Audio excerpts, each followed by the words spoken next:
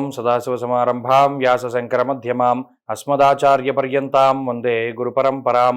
జ్యోతిష్ శాస్త్రాన్ని భావితరాల వారికి ప్రసాదించిన ఋషుల యొక్క పాదపద్మాలకి నమస్కారం చేసుకుంటూ, అలాగే నాకు ఈ జ్యోతిష విద్యను నేర్పిన గురువర్యులు జ్యోతిష బ్రహ్మ కీర్తిశేషులు శ్రీ ఈరంకి సూర్యనారాయణమూర్తి గారు, సూర్యశ్రీ దైవజ్ఞ గారి యొక్క పాదపద్మాలకి నమస్కారం చేసుకుంటూ, ఓం శ్రీ మహాగణాధిపతి నమః, శ్రీ గురుభ్యో నమః, హరి ఓం. వీక్షకులందరికీ నమస్కారం. మీనరాశి వారికి ఈ వారం సాధారణమైనటువంటి గ్రహగతులు గోచరిస్తూ ఉన్నాయి. అయితే ఒక మంచి విషయం ఏంటి అంటే, అనుకూలించేటువంటి గ్రహాల యొక్క సంఖ్య పెరిగింది. గత కొద్ది రోజులుగా అటు శని కర్తరీ దోషము, రాహు జన్మరాశి స్థితి దోషము, అలాగే మిగతా గ్రహాలనే చాలా ఇబ్బందికరంగా ఉంటే, ఒక గురుడు, చంద్రుడు, అలాగే శుక్రుడు కొంత అనుకూలంగా ఉంటే, వాటితో పాటుగా ఇప్పుడు రవి యొక్క బలం కూడా పెరిగింది. దశమంలోకి రవిగ్రహం రావడం ఇది చాలా మంచి ఫలితాన్ని చెప్పారు. అర్ధసిద్ధి సదారోగ్యం బంధు సంతోషవర్ధన అన్నారు. అంటే అటు ఆర్థికాభివృద్ధికి 10 అంటే దశమం వృత్తి ఉద్యోగాలకి సంబంధించిన స్థానం. బుధుడు ఎప్పుడైతే దశమ కేంద్రంలో ఉన్నారో బుద్ధి వక్రత్వాన్ని పట్టింది. ఎందుకంటే బుధుడు వక్రంలో ఉన్నాడు.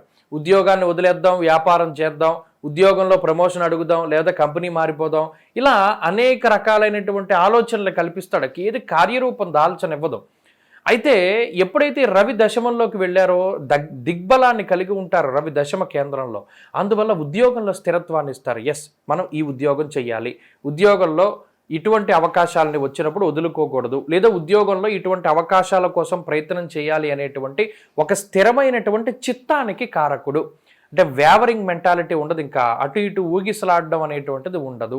ఒక స్థిరమైన నిర్ణయం తీసుకుంటారు, దాంట్లోకి వెళ్ళిపోతారు.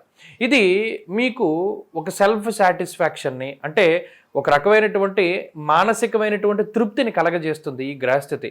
ఇప్పటి వరకు మీకుండేటువంటి పరిస్థితుల పట్ల, మీకుండేటువంటి టైం పట్ల, లేదా మీకు జరుగుతూ ఉన్నటువంటి జీవనం పట్ల అసంతృప్తిగా ఉన్నటువంటి మీనరాశి వారికి ఈ వారం కొంత సెల్ఫ్ సాటిస్ఫాక్షన్ ఉంటుంది. అదొక మంచి విషయంగా చెప్పచ్చు. నచ్చినటువంటివి తినడమో, చూడడమో, ప్రయాణాలు చేయడమో, నచ్చిన వ్యక్తులతో మాట్లాడడమో, ఏదో ఒకటి మీకు నచ్చేది జరుగుతుంది. దానివల్ల సాటిస్ఫాక్షన్ ఉంటుంది. అమ్మయ్య అనుకునేటువంటి పరిస్థితి. ఉద్యోగ పరంగా అయితే ఉన్నటువంటి చికాకుల నుండి బయటపడగలుగుతారు. అటు ఉన్నత ఉద్యోగులతో లేదా ఉన్నతాధికారులతో, తోటి ఉద్యోగులతో ఉండేటువంటి సమస్యల నుండి బయటపడడానికి అవకాశం ఉంటుంది. ఈ గ్రహస్థితి మంచి అవకాశాన్ని కల్పిస్తుంది. వ్యాపార లాభానికి ఈ గ్రహస్థితి కారణమవుతుంది. అలాగే విద్యార్థులకి కాలం చాలా అనుకూలంగా ఉన్నది. ముఖ్యంగా విదేశాల్లో చదువుకోవాలి, విదేశాలకు వెళ్ళి అక్కడ ఉండాలి, అక్కడ గుర్తింపు రావాలి, గ్రీన్ కార్డులు రావాలి అని ఎవరైతే ప్రయత్నాలు చేస్తూ ఉన్నారో వారికి మార్గం సుగమం అవ్వడానికి ఈ గ్రహస్థితి ఉపకరిస్తూ ఉంటుంది. అలాగే స్త్రీలకు ప్రత్యేకించి ఈ గ్రహస్థితి ప్రోత్సాహకాలు, ఉద్యోగ వ్యాపారాలు చేసేటువంటి స్త్రీలకి మంచి ప్రోత్సాహకాలకి కారణం ఈ గ్రహస్థితి అవుతూ ఉంటుంది. అలాగే మానసిక ప్రశాంతతకి కూడా కారణమవుతుంది. మీనరాశి వారు ఈ వారం మరింత అనుకూలమైనటువంటి ఫలితాల్ని సాధించడానికై కాలభైరవుని యొక్క ఆరాధన చేస్తే చాలా మంచిది. కాలభైరవాష్టక పఠనం లేదా శ్రవణం శుభ ఫలితాన్ని ఇస్తుంది. ఈ వారంలో కలిసి వచ్చేటువంటి రోజు ఆదివారంగా చెప్పవచ్చును. అదృష్ట సంఖ్య 5, అదృష్ట వర్ణము ఎరుపు. స్వస్తి.